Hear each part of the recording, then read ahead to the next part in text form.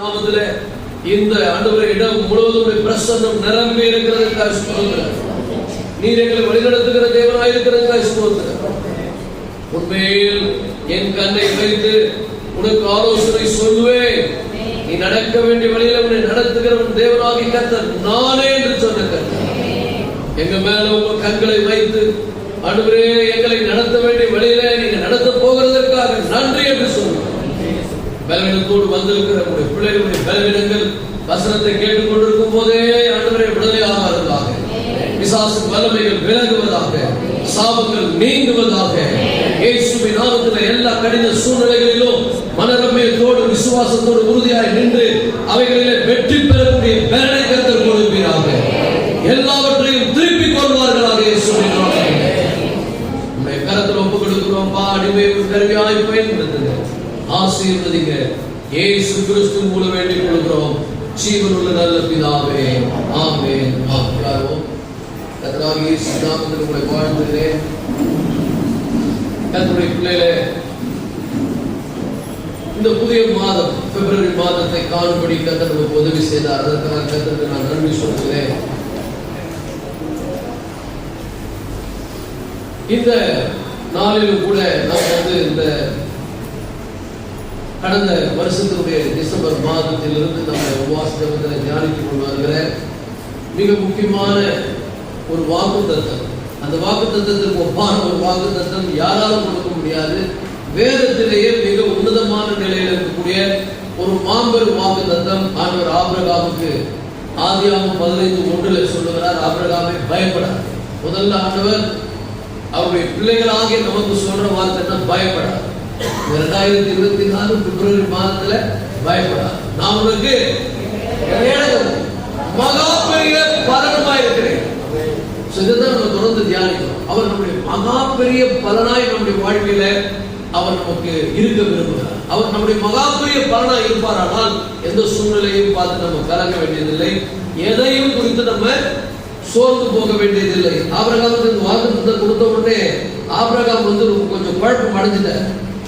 பழக்கம் அடைஞ்சு அடுத்த வசனத்துல கேட்கிறார். முதல் வசனத்துல ஆண்டவர் பேசுறார், நான் உனக்கு பயப்படாதே, நான் உனக்கு கேடகமும் மகா பெரிய பலனுமா இருக்கிறேன்னு சொன்ன ஆண்டவர் எவ்வளவு பெரிய வாக்குத்தத்தத்தை கொடுத்திருக்கிறார். ஆனா கொஞ்சம் கன்ஃபியூஸ் ஆயிட்டாரு ஆபிரகாம். உடனே கேட்கிறார், ஆண்டவரே நான் எனக்கு என்ன தருவீர், நான் குழந்தை இல்லாமல் இருக்கிறேன் அவர் கேட்கிறார். அதுக்கப்புறம் அவர் புரிந்து கொண்டார், என் குழந்தைகளை விட எனக்கு 100 குழந்தைக்கு சமான ஆண்டவர் அப்படின்னு ஒரு ஆமென் சொல்லுங்க. அதனாலதான் ஆண்டவர் ஈசாக்கை பலியிட சொல்லும் போது ஆண்டவரா ஈசாக்கான் வரும்பொழுது எனக்கு ஆண்டவர் தான் முக்கியம் என்பதை அங்கே வலியுறுத்துகிறார் ஆபிரகாம். அதன் மூலமாக தேவனை தன்னுடைய வாழ்க்கையில மிக முக்கிய உயர்ந்த ஒரு பலனாக அவர் அடைந்தார் என்பதை நாம் அறிந்திருக்கிறோம். அது மாத்திரம் இல்லை, அப்படி ஒரு மனநிலைக்கு ஆபிரகாம் வந்து தன் மகனாகி ஈசாக்கை பலியிடக்கூடிய ஒரு சூழல் வரும் பொழுது அந்த இடத்துல ஆண்டவர் ஆபிரகாமின் பக்கமாக இருந்து ஆபிரகாமுக்கு வேண்டியதை தந்து ஈசாக்கை மீட்டு கொடுத்தார். ஒரு ஆமீன் சொல்லுங்க. அப்போ அவருக்காக நம்ம எதையும் இழக்க ஆயத்தமாக இருக்கணும், எதையும் செய்ய ஆயத்தமாக இருக்கணும். அப்படி எதையும் இழக்க நம்ம ஆயத்தமாக இருந்தாலும், எதை செய்ய ஆயத்தமாக இருந்தாலும் அவர் ஒரு நாளும் நம்மளை ஒரு நிர்பந்தமான நிலைக்கு என்ன பண்ணுவதில்லை, விட்டு விடுவதில்லை. ஒரு ஆமீன் சொல்லுவோமா?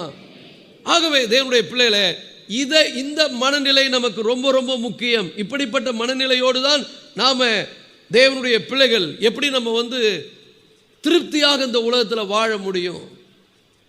அவர் நம்மோடு கூட இருப்பதினால் எந்த சூழ்நிலையிலும் நம்ம மனரம்யமாக, பவுல் சொல்லுகிறார், நான் எந்த நிலையில் இருந்தாலும் மன ரம்யமாக இருக்க கற்றுக்கொண்டேன். எந்த சூழ்நிலைக்கு நாம் போனாலும், எந்த நெருக்கமான ஒரு நிலைக்கு போனாலும் ஆண்டவருக்கென்று செயல்படுகிறது குறையக்கூடாது. ஆண்டவருக்காக வாழ்கிறது குறையக்கூடாது. சாட்சியின் ஜீவியம் மிக மிக முக்கியம். அப்போ ஏதோ ஒரு சூழ்நிலையினால நான் என் ப்ரேயர் லைஃப் குறைஞ்சிருச்சு, ஏதோ ஒரு நெருக்கத்தினால நான் ஆண்டவரோடு இருக்கிற நேரம் குறைஞ்சிருச்சு, அவர் என்னை விட்டு நான் அவரை விட்டு விலகிட்டேன். சில பேர் ஆவிக்குரிய வாழ்க்கையில் இந்த நிலையில் என்ன அடைகிறாங்கன்னா சோர்வடைந்து விடுகிறார்கள்.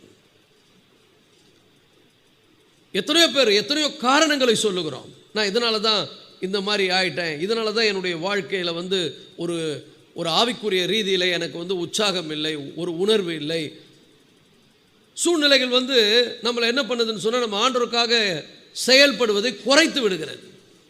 ஆனால் அப்படி எந்த விதத்திலும் நம்ம வந்து நம்முடைய ஆவிக்குரிய அந்த வளர்ச்சியை நாம் மேலோங்கி போகாமல் குறைத்து கொள்ளக்கூடாது. அல்லது எந்த விதத்திலும் இதனால தான் எனக்கு ஆவிக்குரிய பாதிப்பு என்கிற ஒரு நிலையை நாம் அடையக்கூடாது. எந்த நிலையில் இருந்தாலும் நாம் மனரம்யமாய் ஆண்டவர் மேலே இருக்கக்கூடிய அன்பு குறையாம, அவர் மேலே இருக்கக்கூடிய விசுவாசம் குறையாம, எந்த சூழ்நிலையிலும்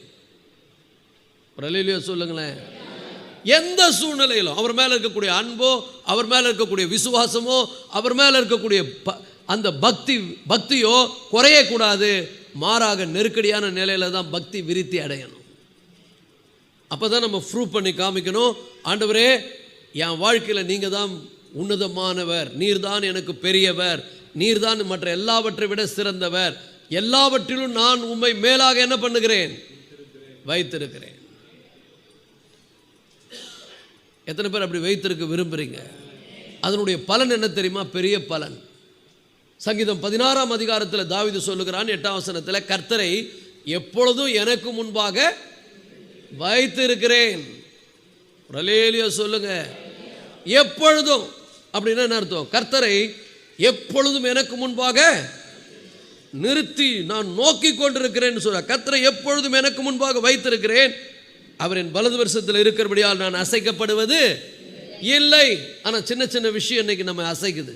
நம்ம விசுவாசத்தை நம்ம வந்து தடுமாற்றம் அடைகிறோம், விசுவாசிக்க மறுக்கிறோம். ஒரு சூழ்நிலை வரும்போது நம்ம வந்து திகைக்கிறோம், கலங்குறோம், என்ன ஆயிடுமோ ஏதாயிடுமோ. நல்லா புரிந்துங்க, கர்த்தரை நீங்கள் உங்களுடைய பலனாய் கொண்டிருப்பீர்களானால், கர்த்தரை உங்களுடைய மகா பெரிய பலனாய் கொண்டிருப்பீர்களானால், கர்த்தர் உங்கள் பக்கத்தில் இருக்கிறார் என்ற உணர்வு இருக்குமானால், கர்த்தரை எப்பொழுதும் உங்களுக்கு முன்பாக நீங்கள் நிறுத்தி இருப்பீர்களானால், அவருடைய பிரசன்னத்தை உணர்கிறது குறையக்கூடாது. அவருடைய பிரசன்னத்தில் பெரிய பெனிஃபிட்ஸ் உண்டு, நிறைய பலன் உண்டு. அப்போ எந்த சூழ்நிலையிலும் கர்த்தரை நோக்கி பார்க்கிற அனுபவம், எந்த சூழ்நிலையிலும் ஆண்டவருக்காக செயல்படுவது, எந்த சூழ்நிலையிலும் ஆண்டவரை கனப்படுத்துவது, அவரை உன்னதமாய் கருதுகிறவர்களுக்கு ஒரு நாளும் குறையாது. ஒரு ஆமென் சொல்லுவோமா? ஹல்லேலூயா. கர்த்தரை எப்பொழுதும் எனக்கு முன்பாக வைத்திருக்கிறேன், அவர் என் வலது பரிசத்தில் இருக்கிறபடினால் நான் அசைக்கப்படுவதில்லை. பூமிக்குரிய சில காரியங்கள் குறையும் போது, இந்த உலகத்துக்குரிய சில மேன்மைகளை நம்ம இழக்க நேரிடும் பொழுது நம்ம என்ன பண்ணுறோம்னா திகைக்கிறோம், கலங்குறோம். எனக்கு ஏன் இப்படி நடந்தது, எனக்கு ஏன் இப்படி ஆண்டவர் அனுமதிச்சா? கர்த்தர் எதை செய்தாலும் அதில் ஒரு பெரிய காரணம் இருக்கும். ஆபிரகாம் வந்து குறை சொல்ல ஆண்டவரை, என்ன ஆண்டவர் இப்படி பண்ணிட்டீங்க, நீங்கள் தானே கொடுத்தீங்க இந்த குழந்தைய, இதை திருப்பி கேட்குறீங்களே. இந்த உலகத்தில் பெற்றுக்கொள்ளவும் தெரியணும், கர்த்தருக்கென்றதை கொடுக்கவும் தெரியணும், கர்த்தருக்காக செயல்படவும் தெரியணும், ஆண்டவருக்காக நம்ம வைராக்கியமாய் நிற்கவும் தெரியணும். எல்லா ஆண்டவருக்கு தரணும். ஆனால் நான் அவருக்கு சாட்சியாக இருக்க மாட்டேன். அவருக்கு பிரியமாக வாழ்வது ரொம்பலாம் நான் ஈடுபாடாக இருக்க மாட்டேன். ஆனால் எல்லா ஆசீர்வாதமும் எனக்கு வேணும். இப்படி தான் அநேகருடைய மனநிலை. பூமிக்குரிய சில விஷயங்கள்லாம் குறையும் போது விசுவாசம் குறைஞ்சிருது. பூமிக்குரிய காரியங்கள் இழக்க நேரிடும் போது விசுவாசம், ஆண்டவர் மேலே இருக்கக்கூடிய பக்தி, அவர் மேலே இருக்கக்கூடிய அன்புக்கெல்லாம் ஒரு கேள்விக்குறி வந்துடுது. இன்றைக்கி நிறைய பேர் so many questions, அவங்க நிறைய கேள்விகளை உடையவர்களாக இருக்கிறாங்க. ஏன் எனக்கு இப்படி நடந்தது, ஏன் ஆண்டவர் இதை அனுமதிச்சார், ஏன் எனக்கு வந்து ஆண்டவர் உதவி செய்யலை? தேவனுடைய பிள்ளைகளை, இப்படிப்பட்ட கேள்விகள் உங்களுக்குள்ளே இருக்குமானால் இன்னும் நீங்கள் தேவனை பெருசாக உங்கள் மனசில் கருதவில்லை. அவர் உங்கள் வலது பரிசத்தில் இருக்கிறாரா? அவரை நீங்கள் எப்பொழுதும் உங்களுக்கு முன்பாக நிறுத்தி நோக்கி கொண்டிருக்கிறீர்களா? எந்த சூழ்நிலையிலும், எந்த நேரத்திலும், எந்த நிலைமையிலும் அவரை உங்கள் முன்பாக நிறுத்தி. சில விஷயங்கள் நடக்கும்போது நம்ம மௌனமாக இருக்க பழகணும், ஏன்னா தப்பாக பேசிடுவோம். சில காரியங்களை ஆண்டவர் செய்யும் பொழுது நம்ம அமைதியாக இருந்து பழகணும், பொறுமையாக இருந்து பழகணும். நம்ம அமைதியாக இருக்கிறதுல, பொறுமையாக இருக்கிறதுல பிசாசு நம்மளை என்ன பண்ணுறான்னா தவறான விதத்தில் தூண்டி ஏதாவது நம்மளை தேவனுக்கு பிரியமில்லாத காரியங்களை செய்யவும், பேசவும், அல்லது நம்ம சோர்வுக்குள்ளாக்கவும் சத்துரு என்ன பண்ணுறான், அவன் நம்மளை பலவீனப்படுத்த பார்க்குறான். நமக்கு நித்திய ஆசீர்வாதம் வைக்கப்பட்டிருக்கிறது என்பதெல்லாம் பெருசு இல்லை, இம்மைக்குரிய காரியங்கள் தான் பெருசாக தெரியுது. இம்மைக்குரிய காரியங்கள் நல்லா புரிந்து கொள்ளுங்கள். யாருமே ஒரு மண்ணுக்காக மாணிக்கத்தை இழக்கக்கூடாது. ஆனால் மாணிக்கத்துக்காக மண்ணை இழந்தா பிரச்சனை இல்லை. வேல்யூ, ஒரு வேல்யூ பார்க்குறேன்ல, இதை இவ்வளோ இவ்வளோ கொடுத்து நான் வாங்குவது அது எனக்கு லாபகரமா? ஆண்டவர் சொன்னார், ஒரு வியாபாரி ஒருவன் இருந்தான். அவன் ஒரு நிலத்தில் முத்து, விலை உயர்ந்த முத்து இருக்கிறதை கண்டுபிடித்தான், பொக்கிஷம் இருக்கிறதை கண்டுபிடித்தான். அப்படி கண்டுபிடித்த உடனே வேதம் சொல்லுது, தனக்கு உண்டான எல்லாவற்றையும் விட்டு அந்த இடத்த என்ன பண்ணுறானா, வாங்குகிறான். ஏன் அந்த இடத்த வாங்குறான் அப்படின்னா அதனுடைய வேல்யூ அவனுக்கு தெரியும். இந்த இடம் நான் இழக்கிற எல்லாத்துக்கும் சமமானது கிடையாது. நான் இதுக்காக நான் எதை வேணா இழக்கலாம். நான் சொல்கிறேன் பாருங்க, கர்த்தராகிய இயேசுவின் மீது இருக்கக்கூடிய அன்புக்காக இந்த உலகத்தில் எதை வேணா இழக்கலாம். ஹல்லேலூயா, ஹல்லேலூயா. உபத்திரவமோ, துன்பமோ, வியாகுலமோ, பசியோ, பஞ்சமோ, மோசமோ, பட்டினியோ, நிர்வாணமோ, இவைகள் எல்லாவற்றிலும் எங்களில் அன்பு கூறுகிறவராலே நாங்கள் முற்றிலும் ஜெயங்கொள்ளுகிறவர்களாக இருக்கிறோமே. ஹல்லேலூயா. அவர் நம்ம மேலே வைத்த அன்புக்கு இணையா நம்ம அவருக்கு அன்பு செலுத்த முடியாது. அவர் முந்தி நம்மிடத்தில் அன்பு கூர்ந்தபடியால் நாமும் அவரிடத்தில் அன்பு கூற கடமைப்பட்டிருக்கிறோம். இவ்வளவாய் அவர் அன்பு கூர்ந்தார். நம்ம அன்பு குறை உள்ளது, அவருடைய அன்பு பூரணமானது, அதில் எந்த குறையும் கிடையாது. நம்ம ஒரு காரணத்துக்காக ஆண்டவர் மேலே என்ன பண்ணுறோம், சில நேரங்கள் அப்படி தான், ஏதோ ஒரு விஷயத்துக்காக அவர் மேலே அன்பு வச்சுருக்கிறோம். இது நடந்தால் நான் உங்களுக்கு இதை செய்கிறேன், இதை நடந்தால் நான் நான் ஜெப வாழ்க்கையில் இப்படி ஆகிறேன், இது நடந்தால் நான் இப்படி நடந்து கொள்வேன், இப்படி தான் சொல்கிறோம். ஆனால் அவர் நமக்காக யாவையும் எல்லாவற்றையும் செய்து முடித்து முதலாவது நம்மிடத்தில் அவர் அன்பு கூர்ந்தார். அவர் நம்மிடத்தில் அன்பு கூர்ந்திருக்கிறபடினால் அந்த அன்பு நம்மளை ஒரு நாளும் என்ன பண்ணக்கூடாது, அந்த அன்பை வெட்கப்படுத்துகிற விதமாக இந்த உலகத்தில் வாழக்கூடாது. எதை வேணால் நடக்கட்டும், என்ன வேணால் ஆகட்டும், என்ன சூழ்நிலை வேணால் வரட்டும், அவருக்காக நான் ஓடுவேன். என்னுடைய சிந்தை அவரை பற்றி சிந்திக்கும். ஒரு ஆமென் சொல்லுங்க. இந்த தலை அவருக்கு, இந்த கண்கள் அவருக்கு, இந்த வாய் அவருக்கு, என் உடல் அவருக்கு, என்னுடைய கால்கள் கைகள் எல்லாம் அவருக்கு. என் கால் அவருக்காக ஓடும், என் கை அவருக்காக வேலை செய்யும், என் கண்கள் அவருக்காக பார்க்கும், என்னுடைய எண்ணங்கள் அவரை பற்றி சிந்திக்கும், அவருக்காக சிந்தனை செய்யும். ஆனால் நம்ம என்ன பண்ணுறோன்னா அதை விட்டுறோம், நமக்காகவே சிந்திக்கிறோம். வேர்ல்ட்லி ப்ளஷர், உலக பிரகாரமான காரியங்களை ரொம்ப யோசிக்கிறோம், உலக பிரகாரமான நன்மைகள் வரணும்னு எதிர்பார்க்குறோம். ஏதோ ஒன்று ஒரு சம்பவம் நடந்துட்டா விசுவாசம் எங்கே போயிடுச்சு, பக்தி எங்கே போச்சு, ஆண்டவருக்கு மேலே இருந்த அன்பு எங்கே போச்சுன்னு ஒரு கேள்விக்குறியை நாம் கேள்விக்குறியோடு வருகிறோம். சில நேரங்களில் நம்மளே சொல்லிடுறோம், நான் நல்லா தான் இருக்கிறேன் ஆண்டவருக்கு. நீங்கள் என்னமோ சிலுவையில் தொங்கின மாதிரி, நீங்கள் ஒன்றும் அவருக்காக சிலுவையில் தொங்கலை, அவர் தான் உங்களுக்காக சிலுவையில் தொங்கினார், அவர் தான் முள்முடி சூட்டப்பட்டார், அவர் தான் வாரினாலே 1 குறைய 40 அடிகள் அடிக்கப்பட்டார், அவர் தான் தம்முடைய ஜீவனை நமக்காக தந்தார். அவரை போல நாம் அவருக்கு எதுவும் செய்யலை. ஆனால் நம்ம பெருசாக செய்துட்ட மாதிரி சொல்கிறோம், இப்படிலாம் நான் இருந்தேன், என்னை ஏன் ஆண்டவர் கைவிட்டாருன்னு சொல்கிறோம். நான் சொல்கிறேன், கர்த்தருடைய பிள்ளைகளை, யார் கைவிட்டாலும், என்ன நிலை வந்தாலும், என்ன நடந்தாலும், அவர் பின்னே நான் செல்வேன், அவருக்காக வாழ்வேன், அவர் தான் எனக்கு முக்கியம். காரணம், அவர் என்னுடைய மகா பெரிய பலனாயிருக்கிறார். ஒரு ஆமென் சொல்லுவோமா? உலக மக்களை பார்த்து பார்த்து கம்பேர் பண்ணிக்காதீங்க, அவங்கெல்லாம் இப்படி நல்லா இருக்கிறாங்களேன்னு. அவங்களுக்கு இந்த உலகத்தோடு அவங்க கதை முடியுது. ஆனால் நாம் உலகத்தோடு முடிகிறவங்க இல்லை, நம்முடைய எதிர்பார்ப்பு வேற. பக்கத்தில் பார்த்து கேளுங்க, உங்கள் எதிர்பார்ப்பு எங்கே இருக்குது? சும்மா உலகத்து காரியங்களையே கவனம் வைக்காதீங்க, அதெல்லாம் உங்களுக்கு தேவை என்று அவர் அறிந்திருக்கிறார். அதையெல்லாம் ஏற்ற நேரத்தில் அவர் தருவார். அவர் தந்தாலும் சரி, தராவிட்டாலும் சரி, தம்முடைய சொந்த குமாரன் என்று பாராமல் நமக்காக அவரை ஒப்பு கொடுத்தவர். அவரோடு கூட மற்ற எல்லாவற்றையும் அருளாதிருப்பது எப்படி? ஸோ அவரை ஆதாயப்படுத்திக் கொள்ளவும், அவரை நான் பெற்றுக்கொள்ளவும், இந்த உலகத்தில் எதையும் இழக்க நான் தயாராக இருக்கிறேன். ஒரு ஆமீன் சொல்லுவோம். எந்த சூழ்நிலையில் அவருடைய அன்பை விட்டு நான் என்ன பண்ண மாட்டேன், போக மாட்டேன். ஆண்டவர் சொல்றாரு, நீ எபேசு சபையின் தூதனுக்கு எழுத வேண்டியது என்னவென்றால், அந்த சபையினுடைய நிலை என்ன ஆச்சுன்னா, ஆதியில் இருந்த அன்பை விட்டாய் என்று உன் பேரில் எனக்கு குறை உண்டு. எதனா நடந்தால் பரவசம் அடைகிறோம், அற்புதம் நடந்தால் பரவசம் அடைகிறோம், சாட்சி சொல்கிறோம், உற்சாகமாக இருக்கிறோம்.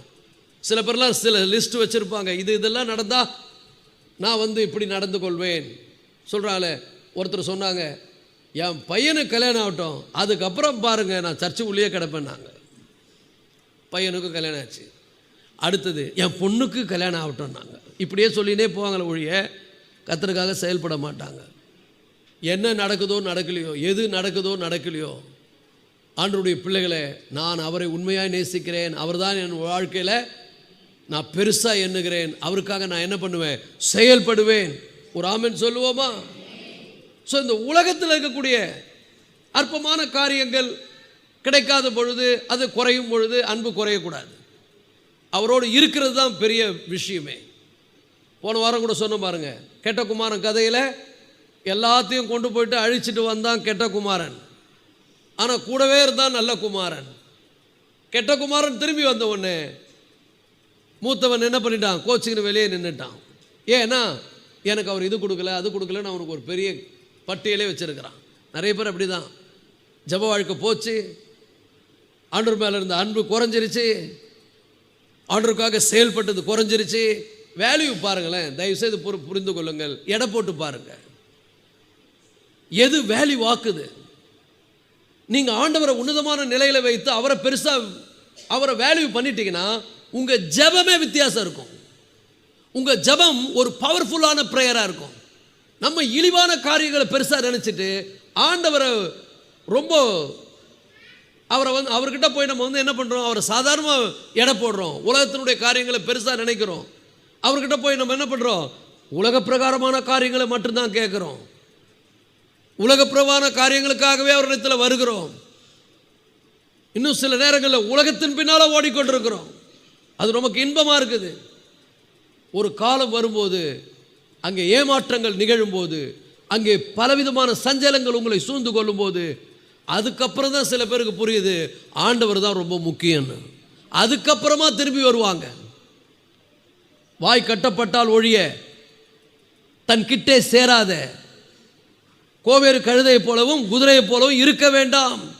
எல்லாம் இருக்குது, ஆனால் பிரச்சனை வந்துட்ட உடனே என்ன பண்ணுவாங்கன்னா, அப்போ தான் ஆண்டவருடைய வேல்யூ தெரியும், ஆண்டவர்கிட்ட வருவாங்களே. பிரச்சனை வராத வரைக்கும் உலகத்தின் பின்னால் ரொம்ப சந்தோஷமாக ஓடிக்கொண்டிருப்பாங்க. கெட்ட குமாரன் மாதிரி எல்லாத்தையும் இழந்து நிற்கும் போது தான் தெரியும் இதெல்லாம் முக்கியம் இல்லை, அவர் கூட இருக்கிறது தான் முக்கியம்னு. கெட்ட குமாரன் திரும்பி வந்தது போல திரும்பி வந்துடுவாங்க. இந்த நல்ல குமாரன் இருக்கிறாரு, அவன் என்ன பண்ணிட்டான், எனக்கு அவர் ஒன்றும் கொடுக்கல, அவனும் கொடுத்தாரு, கோச்சுங்க நின்றுட்டான். இது ரெண்டுத்தையும் பாருங்க. ஒருவர் உலகத்தினுடைய பொருட்களை வேல்யூவாக கருதுகிறார், ஒருவர் அப்பா கூட இருக்கிறத வேல்யூவாக கருதுகிறார்.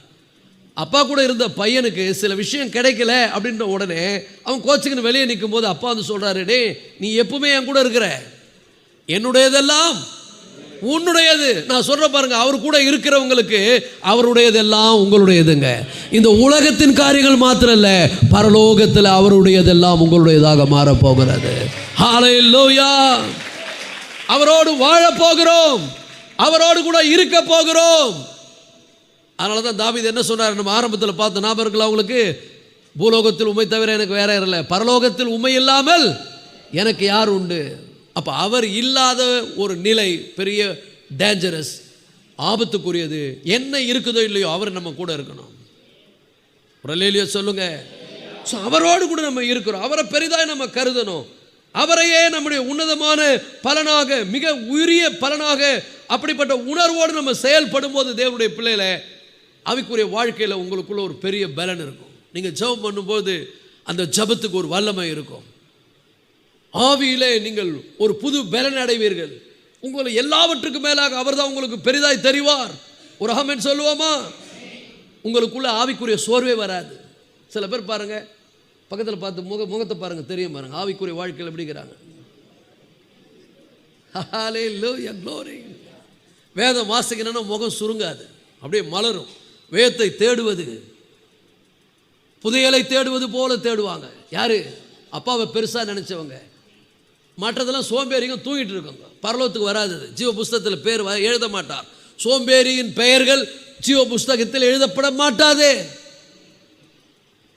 ஆனால் அவரை பெருசாக நினைச்சு அவரை தான் தன் வாழ்க்கையினுடைய முக்கியத்துவமாய் கருதி அவரை மேன்மையாய் அவரை உரிய பெரிய பலனாய் எண்ணுகிறவர்களுக்கு எந்த சூழ்நிலையிலும் அவங்களுடைய அந்த ஆவிக்குரிய உற்சாகம் குறையாது.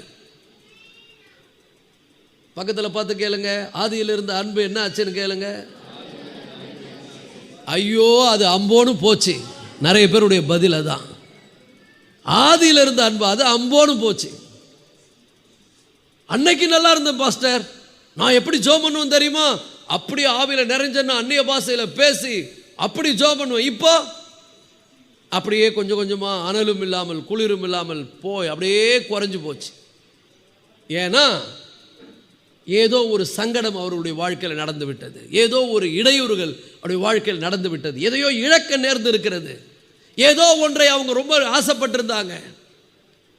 பெரிய பெரிய ஊழியக்காரர்களுடைய வாழ்க்கையில் ஏற்பட்ட பாதிப்புக்கு காரணம் என்ன தெரியுமா? ஒரு ஆங்கில புத்தகம் இருக்கிறது, காட்ஸ் அம்பாஸ்டர்ஸ். அந்த புக்கு தலைப்பு, அதில் சப்டைட்டிலாக கொடுத்துருப்பாங்க, why some succeeded and why some failed. ஏன் சில பேர் ஆவிக்குரிய வாழ்க்கையில் வெற்றி பெற்றார்கள், ஏன் சில பேர் ஆவிக்குரிய வாழ்க்கையில் தோல்வி உற்றார்கள். கேத்ரின் குல்மேன் சூப்பராக அந்த புத்தகத்தில் அந்த அம்மா ஓப்பனாக எழுதியிருப்பாங்க. தேவனால் வல்லமையாய் மகிமையாய் பயன்படுத்தப்பட்ட ஒரு பாத்திரம். அந்த அம்மா ஒரு குறிப்பிட்ட காலத்து ரொம்ப வல்லமையாக பயன்படுத்தப்பட்டவங்க ஒன்றும் இல்லாமல் போயிட்டு ரொம்ப பிரச்சனையில் மாறி ரொம்ப சங்கடத்துக்குள்ளானாங்க. அப்புறம் ஃபைண்ட் அவுட் பண்ணாங்க. ஏன்னா அவங்க சொன்னாங்க, என்னை நேசித்த தேவனை விட நான் ஒரு மனிதன் மேல் அதிகமான அன்பு வைத்தேன்னு சொன்னாங்க. ஏன்னா அந்த அம்மா டெடிக்கேட்டடாக ஊழியம் செய்திருக்கும் போது ஒருத்தர் வந்து அவருக்கு அந்த அம்மாவுக்கு ரொம்ப ஊழியத்தில் இன்வால்வ் ஆகி ஹெல்ப் பண்ணார். அவங்களுக்கு அவர் மேலே ஒரு ஈர்ப்பு வந்து விட்டது. அப்போ என்ன ஆச்சுன்னு சொன்னால், அந்த மனிதனை வந்து நம்ம திருமணம் பண்ணிக்கலாமா அப்படின்ற ஒரு எண்ணம் வந்தது பாருங்க. ஆண்டவர் மேலே இருக்கக்கூடிய அன்பு குறைஞ்சு போச்சு. இன்னைக்கு சில காரியங்கள் நம்முடைய வாழ்க்கையில் வரும் போகும், ஆனால் என்னைக்குமே போகாத ஒருவர் நம்ம கூட இருப்பார். உன்னை விட்டு போகிற மனுஷனுக்காக உன் கூட இருப்பேன்னு வாக்கு கொடுத்த தேவனை விட்டுறாத.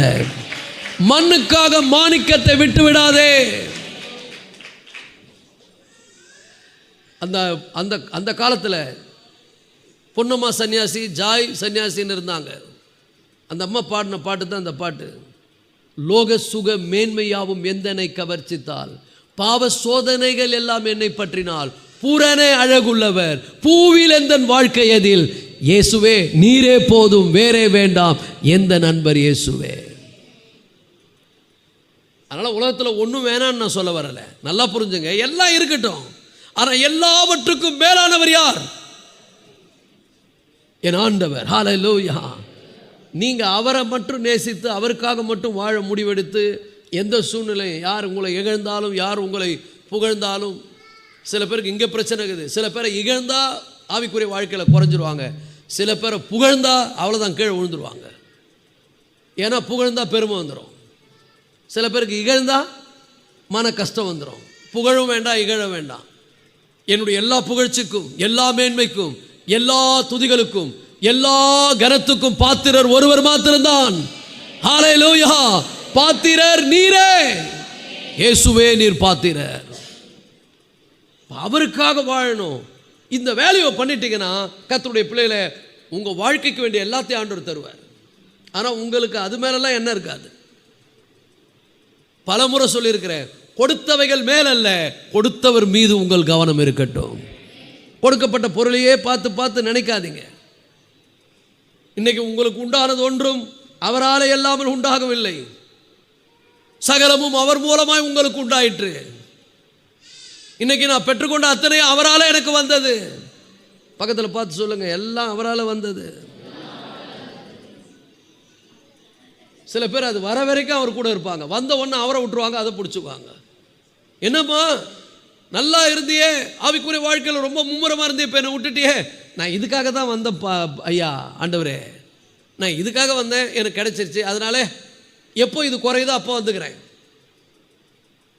இந்த உலக பிரகாரமான மேன்மைகள் நன்மைகள் குறையும் போது அப்போ ஆண்டவர் தவிர, அல்லது அது இழக்கும் போது வருவாங்க, அல்லது அது உங்களுக்கு துரோகம் பண்ணும்போது அவர் பெருசாக தெரிவார். ஆனால் இப்போவே உங்கள் இருதயத்தில் தாவீது சொன்னது போல, கர்த்தரை எனக்கு முன்பாக வைத்திருக்கிறேன், அவர் என் வலது பரிசத்தில் இருக்கிறதினால் நான் அசைக்கப்படுவதில்லை. 11ஆம் வசனத்தில் சொல்லுகிறார், அதனுடைய பலன் என்னன்னு சொல்றாரு. சங்கீதம் 16:11 அதனுடைய பலன் என்ன? நல்லா புரிஞ்சுங்க. ஜீவ மார்க்கத்தை எனக்கு தெரியப்படுத்துவீர். அப்படின்னு அர்த்தம், ஜீவ மார்க்கத்தை நீர் எனக்கு தெரியப்படுத்துவீர். இந்த ஜீவ மார்க்கத்தை பத்தி கொஞ்சம் பேசிடுவோம். ஒரு ஆமென் சொல்லுவோமா? ஜீவ மார்க்கத்தை எனக்கு தெரியப்படுத்தினீர். ஆங்கிலத்தில் அதை அப்படியே நம்ம வாசிக்கும் பொழுது, ஆம்பிளிஃபைட் பைபிள்ல, இந்த ஜீவ மார்க்கத்தை எனக்கு தெரியப்படுத்தினீர். வாசிக்கிறேன், கவனிங்க. சங்கீதம் ரொம்ப அருமையான அந்த ஜீவ மார்க்கம் என்பது என்ன, அதை நம்ம சரியா விளங்கிக் கொள்ளணும். ஜீவ மார்க்கம் என்பது தேவனுடைய பிள்ளைகளே, the path of life. ஒரு ஆமென் சொல்லுவோமா? You will show me the path of life. வாழ்வதற்கு வழிகாட்டுவார். ஜீவ மார்க்கத்தை எனக்கு தெரியப்படுத்துவார். எங்க வாழ்வதற்கு? இங்க வாழ்வதற்கு மட்டும் இல்லைங்க, என்றென்றும் அவரோடு போய் வாழ்வதற்கான வழி அவர் காட்டுவார். பக்கத்தில் பார்த்து சொல்லுங்க, இங்கேயும் வாழ வழி காட்டுவார், என்றென்றும் அங்கே போய் அவரோடு வாழ்வதற்கும் வழி காட்டுவார். கரங்களை தட்டி கர்த்தரை மகிமைப்படுத்துவோம். ஹல்லேலூயா. கர்த்தரை எப்போதும் எனக்கு முன்பாக நிறுத்தி நோக்கி கொண்டிருக்கிறேன். ஹல்லேலூயா. சிந்தை முழுவதும் அவருக்காக. ஏதோ வந்த உடனே அவரை மறந்துடாத. வேலை கிடைக்கிற வரைக்கும் கர்த்தரை தேடுவது, வேலை கிடைச்ச உடனே அவரை மறந்துடுறது, வேலையில பிஸி ஆயிடுறது. கல்யாணம் ஆகிற வரைக்கும் ஆண்டவரை தேடுறது, கல்யாணம் ஆன உடனே அப்படியே கப்பல்ஸா போய் சுத்துவது, வேடிக்கை பார்ப்பது, எல்லாம் பண்ணுவது, அவரை மறந்துடுவது. நல்லா புரிஞ்சுங்க. உனக்கு கிடைச்ச வாழ்க்கை, உனக்கு கிடைச்ச நல்ல சூழ்நிலைகள், இது எல்லாம் அவரால் வந்தது. வெளியே போகும்போது நன்றி உள்ளவனா ஜெபம் பண்ணிட்டு போ. ஆண்டவரே, நான் வெளியே போறேன், என் மனைவியோட போறேன், என் கணவரோட போறேன், இந்த கடைக்கு நான் போறேன், அப்பா நான் இந்த மாதிரி இந்த இடத்துக்கு போறேன், நீங்க வரலன்னா என்ன ஆகுன்னு எனக்கு தெரியும், என் கூட வாங்கப்பா. ஆனா அவரை மறந்துடுறோம், வேகமா போறோம். அதான் சில பேர் வேகமா போயிட்டு திரும்பி வருவாங்க. ஏன் வரேன்னு கேட்டு பாருங்களேன், செல்போனை விட்டுட்டு போயிட்டேன்னு. அவங்களுக்கு இப்ப என்ன ஆயிடுச்சுன்னா, செல் இல்லாம வாழ முடியாது. நான் சொல்றேன் பாருங்க, செல்லு கூட ஒரு நாள் என்ன ஆயிடும், செல்லா போயிடும், அல்லது செல்லாம போயிடும். ஆனா இவர் அப்படி கிடையாதுங்க, கூடவே வருவார், ஒருபோதும் உங்களை கைவிட மாட்டார், ஒரு நாள் உங்களை விட்டு விலக மாட்டார். நன்றி உள்ளவர்களாய் வாழுங்கள் அவருக்கு. அவரை பற்றி சிந்தை, அவரை பற்றி எந்த விஷயமோ அவர் இல்லாம என் வாழ்க்கையில நடக்காது. சில கர்த்தருடைய பிள்ளைகளுடைய திருமணம் நடக்குது, எல்லாம் ஆண்டவர் கொடுக்கிறார், பணம் கொடுக்கிறாரு, பொருள் கொடுக்கிறாரு, எல்லாம் பொண்ணு கொடுக்கிறாரு, எல்லாம் கொடுக்கிறாரு. அவன் பார்த்தா என்ன பண்றான், கல்யாணத்தில் டிஜே போட்டு டான்ஸ் ஆடுறான். என்ன பாட்டு? அருவருப்பான பாட்டு, கர்த்தரை கனப்படுத்து கிடையாது. கிறிஸ்தவ கல்யாணம் பாட்டு பார்த்தா சினிமா பாட்டா போடுறான். நமக்கு கிடைக்கிற வாய்ப்பை கர்த்தரை மகிழ்ப்படுத்துறதுக்காக பயன்படுத்துங்க. எத்தனை திருமணங்கள் நான் வரும்போது ரொம்ப கஷ்டம், மனசுல வேதனைப்படுவேன். திருமணம் என்பது தேவனால் ஆசீர்வதிக்கப்படணும், கர்த்தர் ஆசீர்வதிக்கணும். உனக்கு நன்மை அவர் கொடுத்திருக்கிறார், ஆசீர்வாதத்தை கொடுத்திருக்கிறார், மேன்மைகளை கொடுத்திருக்கிறார். இந்த வாய்ப்பை விட்டா வேற வாய்ப்பே கிடையாது. ஏதாவது ஒரு இஸ்லாமியன் பாருங்க, அவன் கல்யாணத்தில் இந்த மாதிரி பண்றான். நான் ஏன்னா அவனுக்கு சத்தியம் தெரியலனா கூட கடவுள் மேல அவ்வளவு பக்தியா இருக்கிறான், அவ்வளவு வைராக்கியமா இருக்கிறான், அவன் அதுல ரொம்ப வைராக்கியம் காட்டுறான். ஒரு பிராமணர்களுடைய கல்யாணத்தில் போய் பாருங்க, இந்த மாதிரி ஏதாவது நடக்குதானு. ஆனா நம்ம ஆளுங்க மட்டும்தாங்க இந்த மாதிரி தப்பான காரியங்களை செய்யறது. இன்னைக்கு சொல்றேன் கர்த்தருடைய பிள்ளைகளை, நம்ம சபையில நடக்கிற திருமணங்கள்லாம் ஒரு டெடிகேஷன் நடக்கட்டும். அது திருமணமானாலும் சரி, மரணமானாலும் சரி, வாழ்வானாலும் சரி, சாவானாலும் சரி, எந்த வாழ்ந்தாலும் அவருக்காக, செத்தாலும் அவருக்காக. பக்கத்தில் பார்த்து சொல்லுங்க, வாழ்ந்தாலும் அவருக்காக, செத்தாலும் அவருக்காக. முடிவு எடுத்துருங்க. பொண்ணு கொடுத்தா கொடுக்குறான், கல்யாணம் ஆனா ஆகுது பார். என் கல்யாணம்னா இப்படிதான் நடக்கும். மாப்பிள்ளை கிடைச்சா கிடைக்கிறான், கிடைக்கல போறான். சொல்லுங்க, என் கல்யாணத்தில் டிஜே கிடையாது, ஃபுல்லா காஸ்பல் சாங். ஒரு ஆமென் சொல்லுங்க. சினிமா பாட்டே கிடையாது, அனாவசியமான காரியங்கள் கிடையாது, கர்த்தரை பயப்படுத்துற கல்யாணம். ஒரு நம்ம சபைக்கு ஒரு மகள் வந்திருந்தா, எப்சிபான்னு பேரு. அவங்க இங்க ஹாஸ்டல்ல படிச்சு இங்க வந்திருந்தா. அவளுடைய திருமணம் வானகரத்தில் இருக்கக்கூடிய ஜீசஸ் அழைக்கிறார் காம்பவுண்ட்ல நடந்தது. நானும் என் மனைவியும் போயிருந்தோம். இன்னைக்கு ஆஸ்திரேலியால அந்த பிள்ளைங்க ஊழியம் செய்யறாங்க, நல்ல மகிமையான ஊழியம் செய்யறாங்க. எவ்வளவு சந்தோஷம். அந்த கல்யாணத்துக்கு போனா கல்யாணம் மாதிரியே இல்லை, ஏதோ ஒரு பெரிய வர்ஷிப் ஆராதனை மாதிரி இருக்குது. நல்ல ஊழியக்காரங்க வந்து அப்பப்போ வர்ஷிப், பொண்ணு மாப்பிள்ள அப்படியே வர்ஷிப் பண்றாங்க. நம்ம கல்யாணத்திலயா அதுக்கு முக்கியத்துவம் கிடையாது.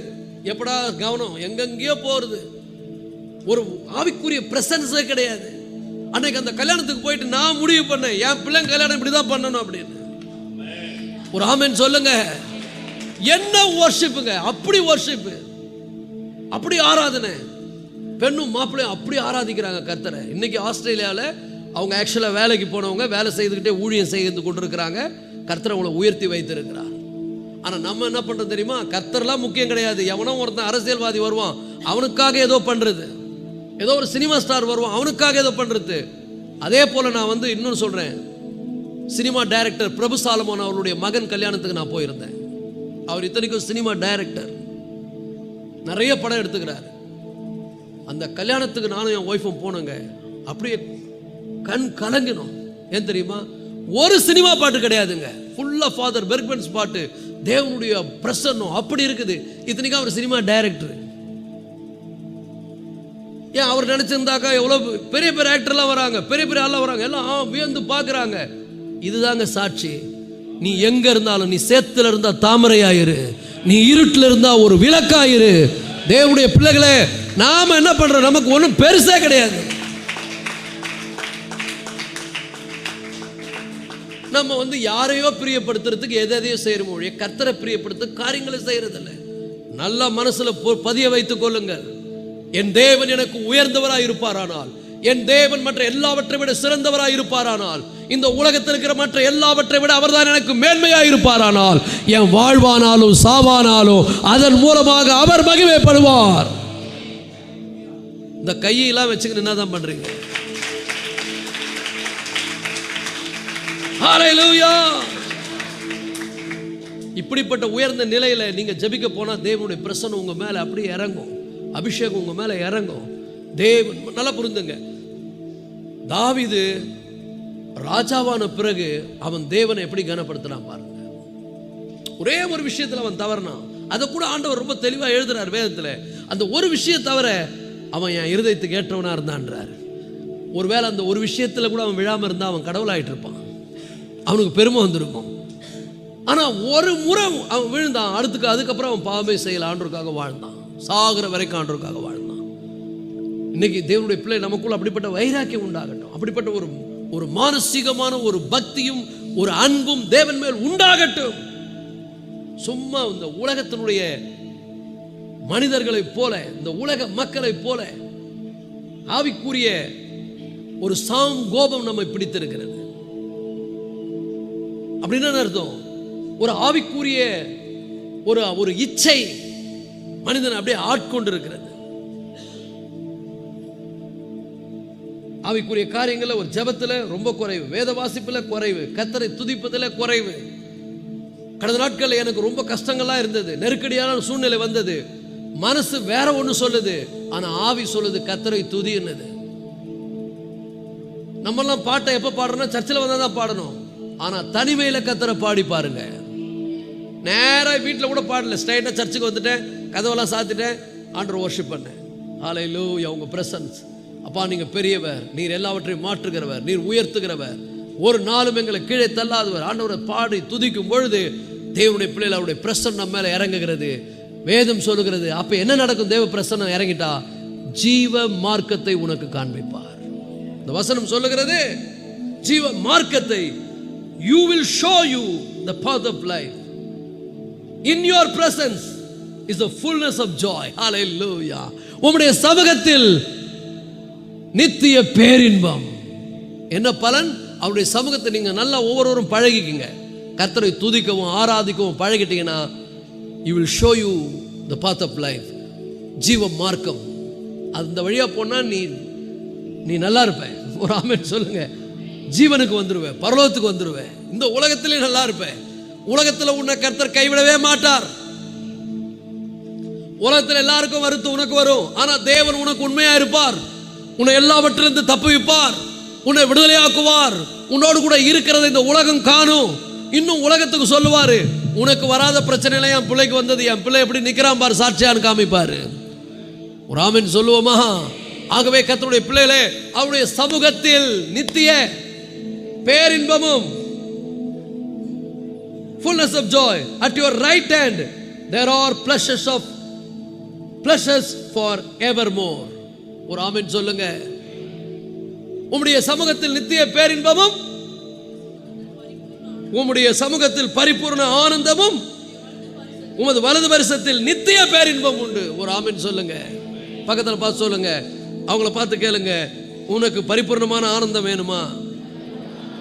நித்திய பேரின்பம் வேணுமா? அப்பா கூட இருக்கிறது தான் முக்கியம். ஹல்லேலூயா. நல்லா புரிஞ்சுங்க. இந்த உலகத்தில் வேற எதுவுமே உன்னை நித்திய பேரின்பத்தை கொடுக்காதுங்க, பரிபூர்ணமான ஆனந்தத்தை கொடுக்காதுங்க. ஹல்லேலூயா, ஹல்லேலூயா. அவருடைய சமூகம் உங்களை நித்திய அதனாலதான் அதை வேல்யூ பண்ணவங்க அதுக்காக தங்க வாழ்க்கையை அர்ப்பணிச்சாங்க. அதுக்காக மற்ற எல்லாவற்றை விட ஆண்டவரை ரொம்ப முக்கியத்துவப்படுத்தினாங்க. 1 கொரிந்தியர் அப்போஸ்தலனாகிய பவுல் 15ஆம் அதிகாரம் 58ஆம் வசனம், அவர் அதுல ஒரு காரியத்தை வெளிப்படுத்துகிறார். ஆகையால் எனக்கு பிரியமான சகோதரரே, கர்த்தருக்குள் நீங்கள் படுகிற பிரயாசம் விருதாவா இராதது என்று அறிந்து. ஒரு ஆமென் சொல்லுங்க. நீ கர்த்தருக்காக படுகிற பிரயாசம் ஒரு நாள் உனக்கு பலன் கொடுக்காம போகாது. அது வேஸ்டா போகாது. காலத்தை நேரத்தை வேஸ்ட் பண்றோமே, எங்கெங்கயோ நேரத்தை செலவழிக்கிறோமே. தேவனுடைய பிள்ளைகளை புரிந்து கொள்ளுங்கள். கர்த்தருக்காக நீங்கள் படுகிற பிரயாசம், நீ இன்னைக்கு பண்ற ஜெபம், நீ இன்னைக்கு அவருடைய சமூகத்தில் தரித்திருக்கிற, அதனால நீ நஷ்டம் அடைய போறதில்லை. கண்டிப்பா உனக்கு பலன் உண்டு. இன்னைக்கு இந்த ஆராதனையில வந்து விட்டு நீங்க போக போறீங்க, இதற்கு ஒரு பலனை கர்த்தர் உங்களுக்கு தருவார். இதற்கு ஒரு ஆசீர்வாதம் உண்டு. ஆகையால் தேவனுடைய பிள்ளைகளை கொஞ்சம் கஷ்டமா தான் இருக்கும். உட்காந்து பாருங்க சர்ச்சில், அவருக்கு என்ன அவர் பேசுறாரு, நாங்க அங்க உட்கார்ந்து இருக்கிறோம், எங்களுக்கு தானே தெரியும். நீங்க யாருக்காக உட்கார்ந்து இருக்கிறீங்க? நான் யாரை பத்தி பேசினுக்கிறேன்? ஜாய் சாமுவேல் யார் தெரியுமா? அவர் இந்த 11 தெருவில் பிறந்தார். அவர் யாருன்னு பேசினு இல்லைங்க. என்னை பத்தி பேசுறதுக்கு ஒன்றும் இல்லை. இங்க பேசப்படுகிறவர் ஒரே ஒருவர் தான். அவர் என்னை பார்த்து சொல்லி இருக்கிறார், பயப்படாதே, நான் உனக்கு கேடகமும் மகா பெரிய பலனுமாய் இருக்கிறேன் என்று சொல்லி இருக்கிறார். ஹல்லேலூயா. அவர் எல் ஷடாய், சர்வ வல்லமுள்ள தேவன். அவரை பற்றி பேசுகிறோம், அவரை பற்றி தியானிக்கிறோம், அவருக்காக வாழுகிறோம், அவருக்காக செலவு பண்றோம், அவருக்காக காரியங்களை நடத்துகிறோம். இதற்கு பலன் உண்டு. ஆகையால் நீங்கள் படுகிற பிரயாசத்துக்கு படுகிற பிரயாசம் விருதாவா இராது என்று அறிந்து. பக்கத்தில் பார்த்து சொல்லுங்க, இன்னைக்கு தேவ சமூகத்தில் நீ வந்திருக்கிற, ஒரு நாளும் இது விருதாவா போவாது. சொல்லவே உலகத்தில் எத்தனையோ காலங்கள் எங்கெங்கயோ இருந்திருப்பீங்க, அதெல்லாம் நீங்க காலத்தை விரயமாக்கிட்டீங்க. சொல்றாங்கல்ல, ஐ எம் டைம் பாசிங். ஒரே ஒரு இடத்துல மட்டும்தான் டைம் சேவிங். இங்க உட்கார்ந்து இருக்கிறதுனால உன் வாழ்க்கையில டைம் சேவ் ஆகும், நீயும் சேவ் ஆவ. ஒரு ஆமென் சொல்லுங்க. பக்கத்தில் பார்த்து சொல்லுங்க, டைமும் சேவ், நீயும் சேவ், உன் லைஃபும் சேவ். போ. ஹல்லேலூயா. இங்க எல்லாமே வேற எங்கன்னா இருந்தனா டைமும் லாஸ், நீயும் லாஸ், உன் லைஃபும் லாஸ். லாஸ் வேணுமா, சேவ் வேணுமா? கர்த்தருடைய சமூகத்தில் இருக்கிற ஒவ்வொரு நேரமும் வீணாக பாட்டு கூட இருக்கு பாருங்க, உம்மோடு செலவிடும் ஒவ்வொரு நிமிடமும் வீணாக போவதில்லை. ஹல்லேலூயா, ஹல்லேலூயா. வீணா போறதில்லை. நீ பண்ற ஜெபம் வீணா போறதில்லை. உங்க பிள்ளைகளுக்காக நீங்க வடிக்கிற கண்ணீர் வீணா போக போறதில்லை. உங்க வாழ்க்கையில உங்க குடும்பத்துக்காக நீங்க ஜெபிக்கிற ஜெபம் வீணா போக போறதில்லை. இந்த தேசத்துக்காக ஜெபிக்கிற ஜெபம் வீணா போக போகிறதில்லை. நீங்க ஜெபிக்கிற ஜெபத்துக்கு பெரிய பலனை கர்த்தர் கொண்டு வருவார். ஹல்லேலூயா. நம்ம சகோதரிகள் நிறைய பேர் விழுந்து விழுந்து ட்ராக்ஸ் கொடுக்குறாங்க. சில நேரங்களில் சில பேர் அதை கசை கீழே போடுவாங்க, சில பேர் திட்டுவாங்க. வீணா போகிறதில்லை. ஒரு அல்லேலூயா சொல்லுங்க. ஹல்லேலூயா. அவருக்காக நம்ம படுகிற பிரயாசங்கள் எதுவும் வீணாய் போகிறதில்லை. அவருக்காக நம்ம செய்கிற செயல்கள் வீணாய் போகிறதில்லை. ஒவ்வொரு நிமிடமும் ஆசீர்வாதம், ஒவ்வொரு நிமிடமும் நித்திய பேரின்பம், பரிபூர்ணமான சந்தோஷம். ஹல்லேலூயா. தேவனுடைய பிள்ளைகளே, விருதாவாய் இராது என்று அறிந்து இப்போ ஆண்டவருக்காக நம்ம எப்படி செயல்படணுன்றாரு? உறுதிப்பட்டவர்களாயும். பக்கத்தில் பார்த்து சொல்லுங்க, ஜபத்தில் உறுதியாரு. உறுதிப்பட்டவர்களாயும் அசையாதவர்களாயும். விசுவாசத்தில் அசைஞ்சிராத, அசையாதவர்களாயும். கர்த்தருடைய கிரியையிலே, கர்த்தருக்காக செயல்படுவதிலே எப்படிலாம் கர்த்தருக்கு செயல்பட முடியும் செயல்படுங்க. உங்கள் வீட்டில், உங்கள் வேலை ஸ்தலத்தில், உங்கள் சமுதாயத்தில், நீங்கள் போகிற இடங்களில் உங்களை பார்க்கும்போது நீங்கள் சொல்லுங்கள், அப்பா நான் உங்களுக்காக இந்த வேலையை செய்கிறேன். நீங்கள் ஒரு டாக்டராக இருக்கலாம், ஒரு இன்ஜினியராக இருக்கலாம், ஒரு ஒரு ஒரு ஹவுஸ் ஒய்ஃபாக இருக்கலாம். எந்த வேலை செய்தாலும் சரி, நீங்கள் சொல்லுங்கள், ஆண்டவரே நீங்கள் எனக்கு கொடுத்துருக்கிற இந்த பொறுப்பில் நான் உங்களை கனப்படுத்தும்படி என்ன பண்ணுறேன்? பிரயாசப்படுகிறேன். எந்த காரியமானாலும் நீங்கள் செய்கிற வேலைய ஸ்தலத்தில் இயேசுவா பிள்ளையாக நடந்து கொள்ளுங்கள். வீட்டில் ஆண்டவருடைய பிள்ளையாக நடந்து கொள்ளுங்கள். பாருங்க, அதுக்கான பலன் உண்டு. ஆகவே அவர் சொல்லுகிறார், கிரிகையிலே எப்பொழுதும் குறைவீர்களாக. இல்லை, குறையக்கூடாதுங்க, பெருகணும். பக்கத்தில் பார்த்து சொல்லுங்க, ஜபத்தில் பெருகு, வேத வாசிப்பில் பெருகு, வாழ்க்கையில் பெருகு, ஆசீர்வாதத்தில் பெருகு. அல்லேலூயா. வேலையில் இம்ப்ரூவ்மெஷனில் உனக்கு இந்த வருஷத்தில் கர்த்தர் உனக்கு இம்ப்ரூவ்மெண்ட் கொடுக்க போறார். போங்க. அல்லேலூயா. ப்ரொமோஷன் கொடுக்க போறாரு. எல்லாத்திலும் பெருகணும். ஆண்டவருடைய பிள்ளைங்க பெருக பெருக உலகம் பார்த்து வியக்கும். ஏன் இந்த பெருக்கம் அப்படின்னா அவங்க கர்த்தருக்காக வாழ்கிறார்கள். அவருக்காக வாழ்கிற எவனையும் அவர் கீழே விடுவதே கிடையாது. அவருக்காக வாழ்கிறவர்கள் இந்த உலகத்தில் தனித்துவமாக இருப்பார்கள். பெருகுவீர்களாக. பக்கத்தில் பார்த்து கேளுங்க, எது வந்ததுனால இது போச்சுன்னு கேளுங்க. சொல்கிறாங்களே, அது வந்ததுலேருந்து இது போச்சு பிரதர், இது வந்ததுலேருந்து அது போச்சு பிரதர். நிறைய பேருக்கு வேலை கிடைச்சது, எல்லாம் போச்சு. வேலையில் பிஸி. ஒன்று வந்து நம்மளை ஆண்டரை விட்டு பிரிக்குது பாருங்க. எது வந்து உன்னை ஆண்டரை விட்டு பிரிச்சதுன்னு கேளுங்க. எது உன்னுடைய ஜெப வாழ்க்கையை கெடுத்தது? நீ நல்லா இருந்தியே, நீ ரொம்ப ஆண்டருக்குள் ரொம்ப ஐக்கியமாக இருந்தியே, இப்போ உன்னுடைய ஆவிக்குரிய வாழ்க்கையில் பெருக்க வந்திருக்குதா, குறைவு வந்திருக்குதா? நான் சொல்கிறேன், கர்த்தருடைய பிள்ளைகளே, கர்த்தருக்காக நீங்கள் செய்கிற செயலில் ஒருபோதும் அது விருதாவாக போக போகிறதில்லை. நீங்க கர்த்தருக்கென்று செய்கின்ற செயல்கள் வீணாய் போக போறதில்லை. அர்ப்பணிப்போடு வாழுங்கள், உண்மையாயிருங்கள், சாட்சியாயிருங்கள். எந்த நிலையில் இருந்தாலும் மனரம்யமாய் திருப்தியா இருக்க கற்றுக்கொள்ளுங்கள். கஷ்டம் வந்துட்டா முகம் மாறக்கூடாது. இருதயத்தின் நிறைவால் வாய் பேசும். சில பேருடைய இருதயத்தில் முகத்தில் பார்க்கலாம். பாருங்க எப்படி இருக்குது பாருங்க. சோகமா இருக்கும் இருதயம். சோகம் வந்தால் முகம் சோகமா இருக்கும். இருதயம் கசப்பா இருந்தால் முகம் கசப்பா இருக்கும். இருதயம் வெறுப்பா இருந்தால் முகம் வெறுப்பா இருக்கும். ஏன்னா அகத்தை காட்டும் கண்ணாடி முகம். நம்ம ஆளுங்க அந்த காலத்தில் அழகா பழமொழி சொன்னாங்க, அகத்தின் அழகு தெரியுதா பாருங்க. ஹல்லேலூயா, க்ளோரி, ஹல்லேலூயா. சில பேருடைய முகத்தில் சீரியலா தெரியும், சில பேருடைய முகத்தில் ரீல்ஸா தெரியும், சில பேருடைய முகத்தில் யூடியூபா தெரியும், சில பேருடைய முகத்தில் ஃபேஸ்புக்கா தெரியும். ஒரு சில பேருடைய முகத்தில் மட்டும்தான் கர்த்தர் தெரிவார். அவருடைய பிரசன்னம் தெரியும். ஒரு அல்லேலூயா சொல்லுங்க. ஹல்லேலூயா. கொஞ்சம் கற்பனை பண்ணி பாருங்க. மோசே 40 நாள் மலைக்கு போறாரு. கூடவே செல்போன் எடுத்துன்னு போயிருந்தா முகம் எப்படி இருந்திருக்கும்? குரங்கு மாதிரி இருந்திருக்கும். அவர் எல்லாத்தையும் தூக்கி போட்டு அப்பா கூட தனியாக இருக்க போயிட்டார். ஒரு ஆமென் சொல்லுங்க. அவர் கீழே இறங்கி வரும்போது அவருடைய முகம் பிரகாசித்ததே. ஜனங்கள் எல்லாம் அந்த பிரசன்னத்தை பார்த்தார்கள். சோ தேவனுடைய பிள்ளைகளை உங்க இருதயம் அவரால் நிரம்பி இருக்குமானால் உங்க முகங்கள் மறுமலர்ச்சி அடையும். உங்க முகத்தில் ஒரு பெரிய கலை உண்டாகும். கலங்கவே மாட்டான் கர்த்தருடைய பிள்ளைங்க. நல்லா புரிஞ்சுங்க. சோர்வு வராம ஜெபிக்க முடியாது. ஆனா சோர்வை எதிர்த்து ஜெபத்தில் போராடு. சந்தேகம் வராம விசுவாசிக்க முடியாது. சந்தேகத்தை எதிர்த்து போராடு. சோர்வு வந்த உடனே சில பேர் அப்படியே விட்டுறாங்க. ஆண்டவருக்கு நல்லா தெரியும் இந்த உலகத்தில் நமக்கு சோர்வு வரும், சந்தேகம் வரும், பலவிதமான குழப்பங்கள் வரும். ஆனால் அதை எதிர்த்து போராடுகிறவன் தான் ஆவிக்குரிய மனிதன். பக்கத்தில் பார்த்து சொல்லுங்க, விட்டு கொடுத்துறாத, வித்து போட்டுறாத. ஒருவேளை போஜனத்துக்காக சேஷ்டபுத்திர பாகத்தை விட்டு போட்ட சீர்கெட்டவனாகிய ஏசாவை போல இருக்காதீங்க. எதுக்கோ எதையும் விட்டு விடுறோம்.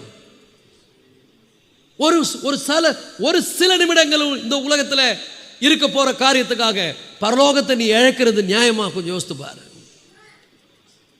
அற்பமான இந்த உலக காரியங்களுக்காக என்றென்றும் அவரோடு வாழப்போகிற வாழ்க்கையை நீ இழக்க போறது நியாயமா?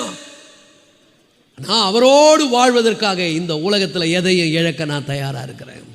எது போனாலும் அதை பத்தி எனக்கு கவலை இல்லை. அவர் என்னோடு கூட இருக்கிறார், அவர் என்னை நடத்துவார், அவர் தான் எனக்கு பதில். பக்கத்தில் பார்த்து சொல்லுங்க, நீ எதையும் மாற்ற முடியாது, நீ யாரையும் மாற்ற முடியாது, ஆனா எல்லாத்தையும் மாத்துகிற ஒரு தேவன் ஒருவர் இருக்கிறார். அவரை பாரு. ஹல்லேலூயா. அவரை பார்க்க மாட்டேன்றோம். சில பேர் குழந்தைங்க மேல அவ்வளோ பற்றா இருப்பாங்க. மாத்துனா அது வேற மாதிரி மாறிக்கிட்டே போயின்னு இருக்கும். விட்டுருங்க அதை, போ. நான் மாத்துறவரை பார்க்குறேன். உன்னை மாத்துற வேலை என் வேலை கிடையாது. உன்னை மாத்துற வேலை ஒருத்தர் வேலை. அவரை பார்க்குறேன். அவரை பார்த்தா எல்லாத்தையும் மாத்திருவாரு.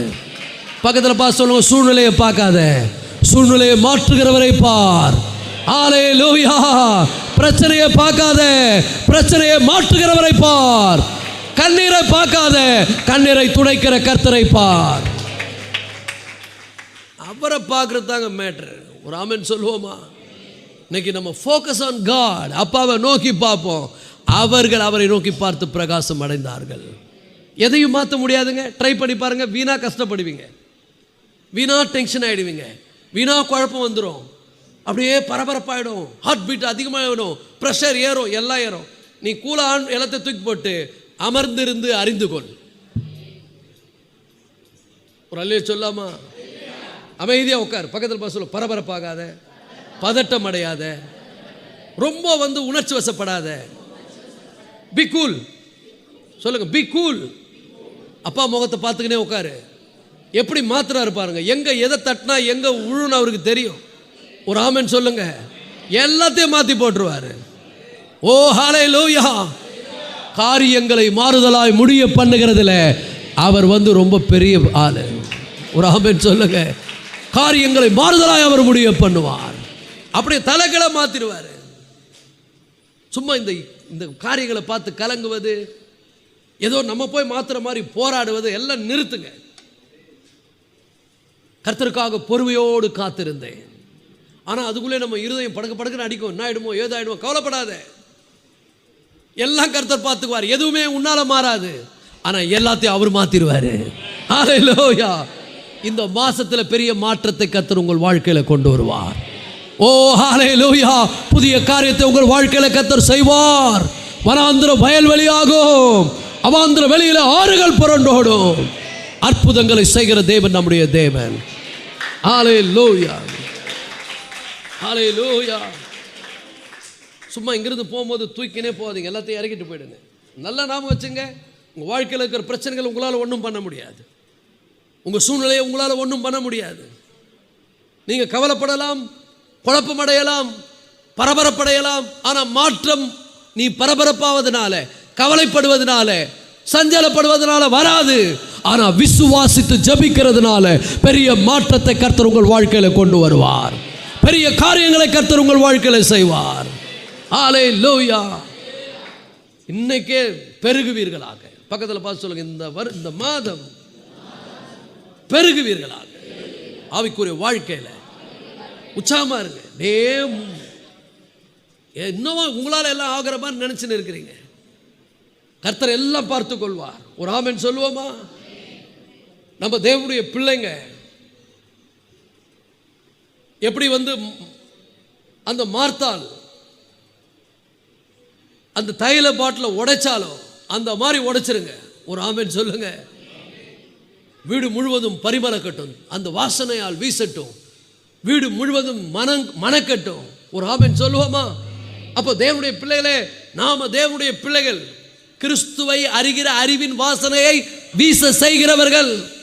எப்பொழுதும் எல்லா இடங்களிலும் சென்ட் போட்டுன்னு போறாங்களே, போட்டவொன்னு சொல்லுவாங்க, ஐயோ நீங்க போட்டுக்கிற சென்ட் ரொம்ப நல்லா மணக்குது.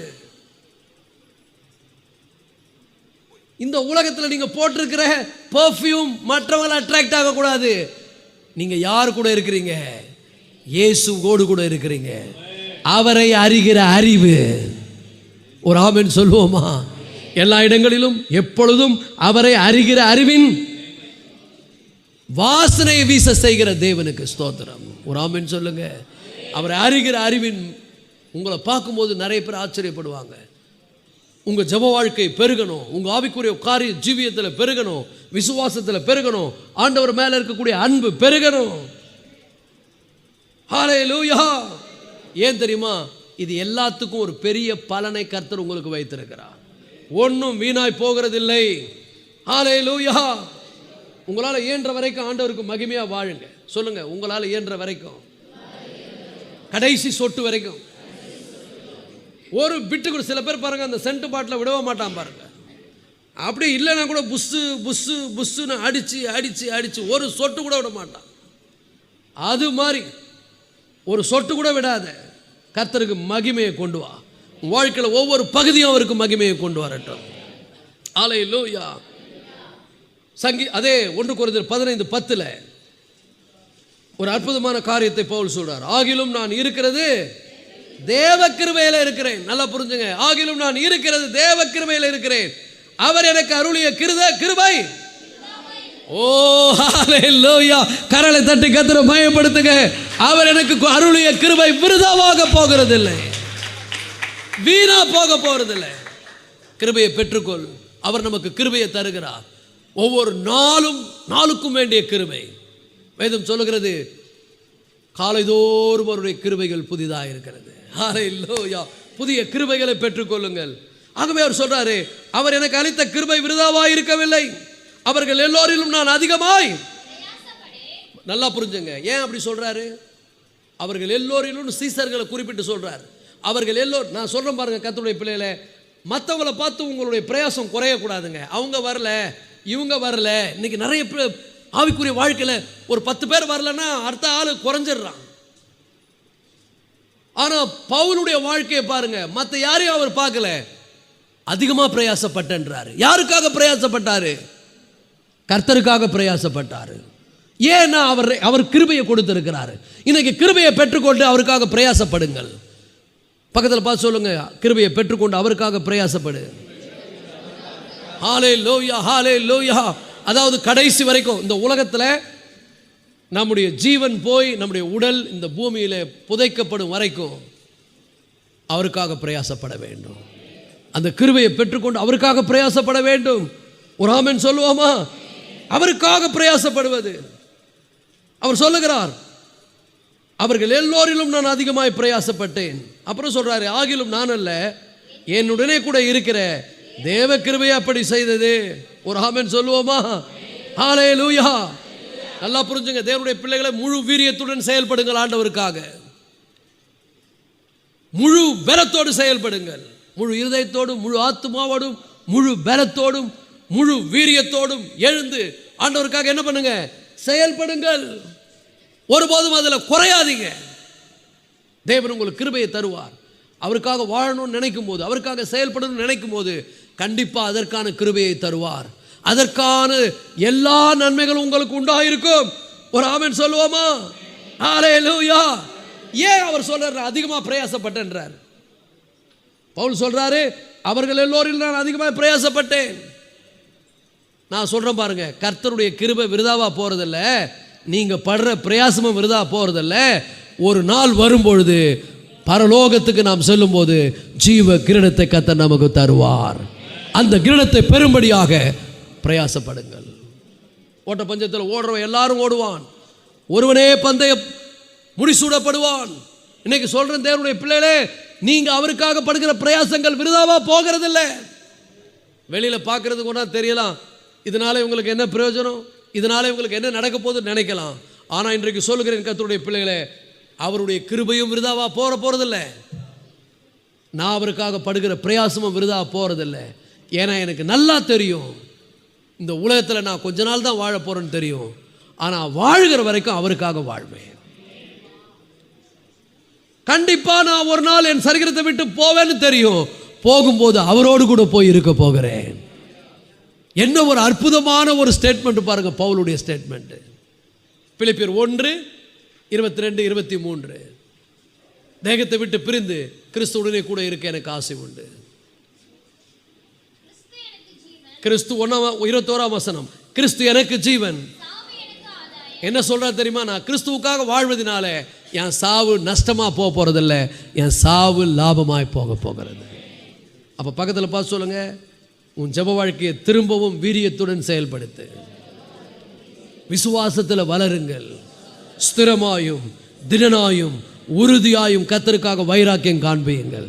முழு வீரியத்துடன் செயல்படுங்கள். ஏனென்று சொன்னால் சாவு எத்தனை பேருக்கு வரும்னு நினைக்கிறீங்க? நீ வரும்னு நினைக்கலனா கூட வரும். ஆனா வரும்போது சாவு லாபமா நஷ்டமா போதா? லாபமாகணும்னு சொன்னா இன்னைக்கு கர்த்தருக்காக ஒரு முழு வீரியத்துடன் செயல்படு. ஹல்லேலூயா. அடுத்த வசனம் வாசிமா, 22.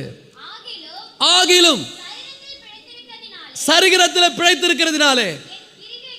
நல்லா புரிந்து கொள்ளுங்கள், கிரிகையிலே பெருகணும். நீ உன் ஜெபத்துக்கு, உன் விசுவாசத்துக்கு, நீ கர்த்தருக்கென்று செயல்படுகிற காரியங்களுக்கு பலன் உண்டாயிருக்கிறபடினால், படிமாத பலன் உண்டாயிருப்பதினால் நான் தெரிந்து கொள்ள வேண்டியது. பா, என்ன மாதிரி ஸ்டேட்மெண்ட் பாருங்க. உலகத்தில் வாழ்கின்ற பவுல் சொல்லுகிறார், நான் இந்த உலகத்தில் வாழ்வதனால நான் ஆண்டவருக்காக படுகிற பிரயாசங்களுக்கு எனக்கு பலன் இருக்கிறது. ஆகவே இந்த உலகத்தில் நான் ரொம்ப நாள் வாழணும்னு நினைக்கிறேன்றார். ஏன்? ஒவ்வொரு நாளும் ஒவ்வொரு நிமிஷமும் அவருக்காக நான் செயல்படுகிற ஒவ்வொரு செயலுக்கு என்ன உண்டு? ஆட்டோ மீட்டரை விட வேகமாக விழுகிற மீட்டர் இந்த மீட்டர் ஒன்றும் தெரியாது. ஒரு ஆமென் சொல்லுங்க. சக்கு சக்கு சக்கு சக்குன்னு விழுந்துக்கிட்டே இருக்கும். அவருடைய பிள்ளைங்க ஒவ்வொரு செயல்களும், நீங்கள் வேலையில் போய் வேலை செய்கிறீங்களே, அந்த வேலை ஸ்தலத்தில் கூட கர்த்தருக்குள்ள பார்க்குறாரு. என் பிள்ளைங்க இந்த வேலை ஸ்தலத்தில் உத்தமமாக வேலை செய்கிறாங்க, என்னை கனப்படுத்தும்படி வேலை செய்கிறாங்க. அங்கே கர்த்தருடைய கிருபை உன்னை உயர்த்தும். உன் தொழிலில் நீ மேலே வந்துடுவே, உன் வேலையில் நீ மேலே வந்துடுவே, எல்லாமே வந்துடுவே. எது வந்தாலும் உனக்கு அது பெருசாக தெரியாது, கர்த்தர் தான் பெருசாக தெரிவார். ஒரு ஆமென் சொல்லுவோமா? ஹல்லேலூயா. அப்போ சொல்கிறார், இது ரெண்டுத்தில் நான் எதை சூஸ் பண்ணுறதுன்னு தெரியல. எனக்கு ரெண்டு ஆசை இருக்குது. ஒன்று, உலகத்தில் கொஞ்ச நாள் வாழணும், ரொம்ப நாள் வாழணும், ஆனால் கொஞ்ச நாள் தான் வாழ போகிறோம். ஆசை, ரொம்ப நாள் வாழணும்னு ஆசை. யாருக்கு தான் ஆசை இல்லை? நீங்கள்லாம் ஏன் ரொம்ப நாள் வாழணுன்றீங்க? ஐயோ, உங்களுக்கு பெரிய பெரிய ஆசைலாங்குது. ஆனால் பவுல் சொல்கிறார், நான் அவருக்காக வாழணும்னு ஆசை. உலகத்தில் வாழ்கிற வரைக்கும் அவருக்காக வாழணும், அதனால் ரொம்ப நாள் வாழணும், நல்ல ஆசை. அப்புறம் சொல்கிறாரு, ஏனெனில் இவ்விரண்டினாலும் நான் நெருக்கப்படுகிறேன். என்ன சொல்கிறாரு? வாழவும் ஆசை, சாகவும் ஆசை. செத்த அவர் கூட போயிருப்பேன், அது ரொம்ப ஆசை. வாழ்ந்தா அவருக்காக வாழ்வேன், அதுவும் ரொம்ப ஆசை. எதை சூஸ் பண்ணுறதுன்னு தெரியல. நம்ம என்ன பண்ணுறோம்? ஐயோ செத்துறக்கூடாதுன்னு பயப்படுறோம். ஐயோ இன்னும் கொஞ்சம் வாழணுன்ற. எதுக்காக வாழணும் கேளுங்க? நீ எதுக்காக வாழணும் உலகத்தில்? இன்னும் என்னத்துக்கு நீ வாழணும்? இன்னும் என்னத்துக்கு நீ வாழணும் கேளுங்க. அது ஏன் கேட்குறீங்க? நான் வாழ்ந்துக்கினே இருப்பேன், நான் கஷ்டப்பட்டுக்கினே இருப்பேன். ஆனால் தேவனுடைய பிள்ளைகளை, நீங்கள் ஏசப்பாவுக்காக படுகிற பிரயாசங்கள் வீணாய் போகிறதில்லை. வாழும் வரைக்கும் அவருக்காக வாழ்வேன். எல்லா கையை ஊற்றி சொல்லுங்க, வாழும் வரைக்கும் அவருக்காக வாழ்வேன். ஏன்? அதுக்கு எனக்கு பெரிய பலன் பரலோகத்தில் காத்திருக்கிறது. சாகும் போது அவருக்காக சாவேன். ஏன்? அவர் கூட போய் அங்கே இருப்பேன். கரலை தட்டி கர்த்தரை மகிமைப்படுத்துவோமா? ஹல்லேலூயா. எல்லாரும் எழுந்திருப்போம். இந்த காலை வேளையில் கர்த்தரை நோக்கி நாம் ஆராதிக்க போறோம். இன்னைக்கு வாழ்ந்தா அவருக்காகவே வாழணும், செத்தா அவரோடு கூட போய் வாழும்படி சாகணும். ஹல்லேலூயா. இந்த காலை வேளையில் அவருக்காக படுகிற பிரயாசங்கள் எதுவுமே வீணாய் போக போகிறதில்லை. அவர் எனக்கு கொடுத்திருக்கிற கிருபை விருதாவாய் போக போறதில்லை. முழு வீரியத்தோடு அவருக்காய் செயல்படுவேன். முழு வீரியத்துடன் அவருடைய நாமத்தை மகிமைப்படுத்துவேன். இந்த உலகத்தில் நான் எந்த நன்மையை பெற்றுக்கொண்டாலும், எந்த ஆசீர்வாதங்கள் எனக்கு வந்தாலும், அதையெல்லாம் அவருடைய மகிமைக்காக நான் பயன்படுத்துவேன். எல்லா கைகளை உயர்த்தி, ஆண்டவரே இந்த காலை வேளையிலே என்னை முழுவதுமாய் உமக்கு அர்ப்பணிக்கிறேன் கர்த்தாவே. இந்த உலகத்தில் இம்மைக்குரிய காரியங்களை ஆண்டவரே நான் பெருசாக நினைச்சு உங்க மேல இருக்கக்கூடிய அன்பு குறைந்து போகாதபடி ஆண்டவரே, உமக்காக படுகிற பிரயாசங்களிலே நான் பெருகும்படி என்னை ஆசீர்வதியும் ஆண்டவரே. என் ஜெப வாழ்க்கையில நான் பெருகணும், உம்மை அறிகிற அறிவிலே நான் பெருகணும், உமக்காக வாழ்வதிலே நான் பெருகணும். ஹல்லேலூயா, ஹல்லேலூயா. உங்க மேல இருக்கக்கூடிய அன்பு எனக்குள்ள பெருகணும், விசுவாசம் பெருகணும், பக்தி விருத்தி அடையணும். ஹல்லேலூயா. ஸ்திரமாயும் திடனாயும் உறுதியாயும் உமக்காக நிற்கணும். ஒரு நாளும் உலகத்தோடு காம்ப்ரமைஷன் பண்ணக்கூடாது ஆண்டவரே. ஒரு நாளும் உலகத்தோடு நான் என்னை ஆண்டவரை விட்டுவிடக் கூடாதப்பா. எங்களை பலப்படுத்துங்க, எங்களை பலப்படுத்துங்க. வந்திருக்கிற ஒவ்வொரு பிள்ளைகளையும் பலப்படுத்துங்க. வந்திருக்கிற ஒவ்வொரு பிள்ளைகளுக்கும் இந்த ஆண்டவரே சத்தியம் இருதயத்தில் விதைக்கப்பட்டு 30, 60, 100 பலன் கொடுக்கட்டும். உமக்கென்று வாழும்படி, உங்க சித்தம் செய்யும்படி எங்களை முழுவதுமாய் நாங்கள் அர்ப்பணிக்கிறோம். நீரே எங்களுக்கு மகா பெரிய பலனாக இருக்கிறதுக்காய் ஸ்தோத்திரம். இயேசு கிறிஸ்து மூலம் ஜெபிக்கிறோம் நல்ல பிதாவே.